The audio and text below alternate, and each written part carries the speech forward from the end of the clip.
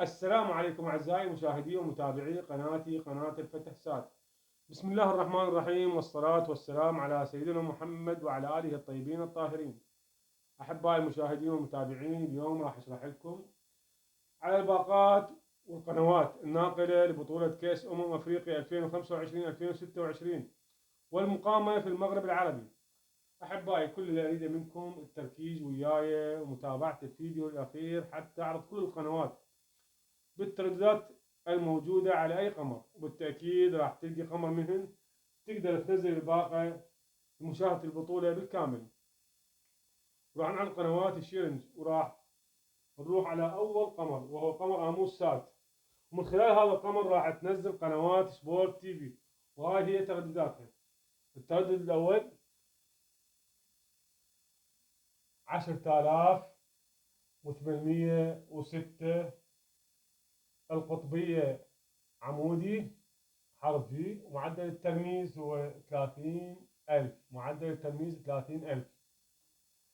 أما التردد الثاني هو 10,842 كذلك القطبية عمودي حرف في، ومعدل الترميز كذلك 30,000. ومن ثم هنروح هسه القمر الثاني. القمر الثاني هو هسبا سات، القمر هسبا سات،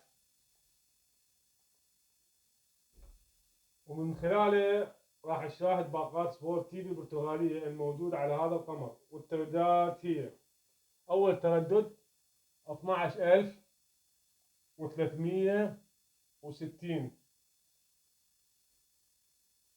12,360 القطبية أفقي حرف اتش، معدل الترميز هو 27,500. أما التردد الثاني هو 12,475 كذلك القطبية أفقي حرف اتش، ومعدل التلميذ كذلك 27,500.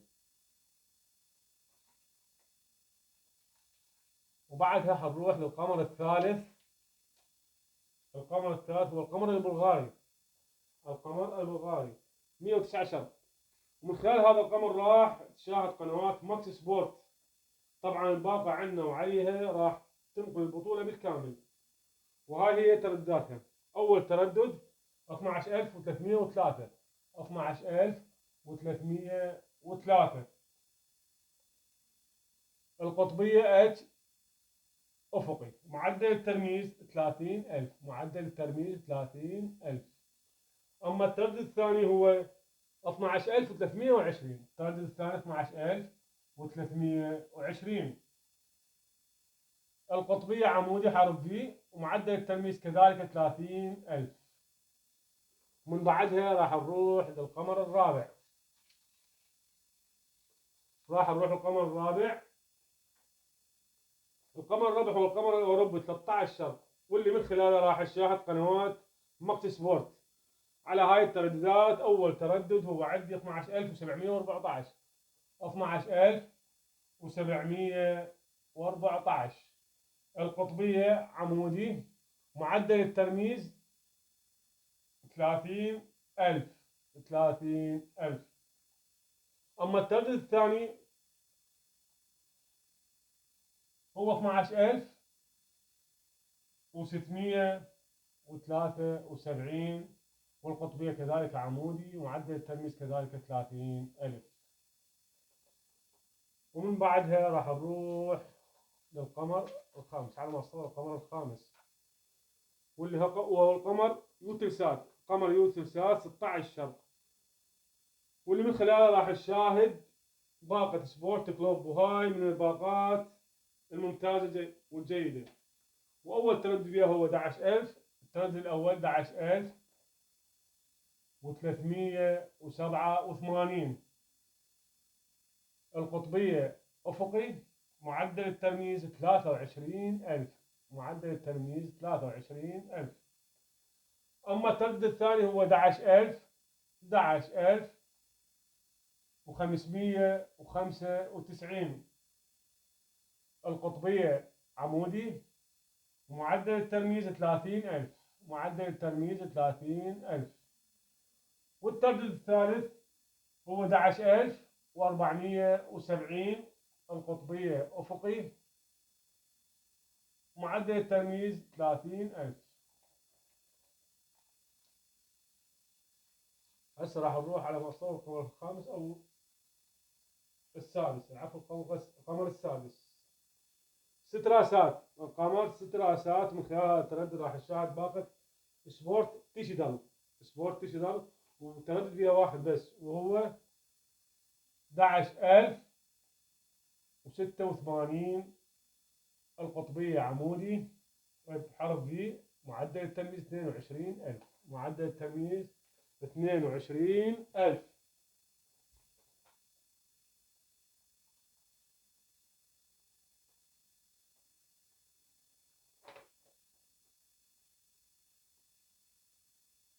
وهسه راح بروح للقمر السابع وهو النايل سات، مع باقات القنوات المفتوحة والناقل البطولة على القمر نايل سات، وراح تنقل 15 مباراة فقط، وهي القنوات الأرضية الجزائرية، وعلى هذا التردد. على هذا التردد. التردد أعزائي المشاهدين هو 11,000. التردد 11,000، عفوا 11,000. التردد 11,681 القطبية. القطبية أفقي حرف H. معدل الترميز، معدل الترميز هو 27,500.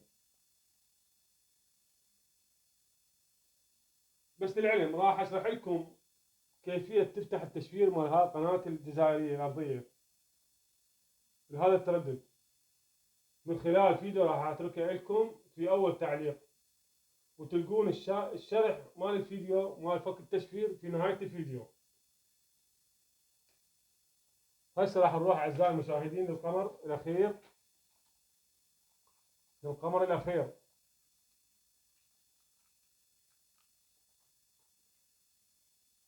قمر أنتلسات. قمر أنتلسات 34 غرب، وراح تشاهدون عليه باقة ORT، وعلى هذا التردد 11,525. التردد 11,525. القطبية عمودي دي، ومعدل الترميز 12,333.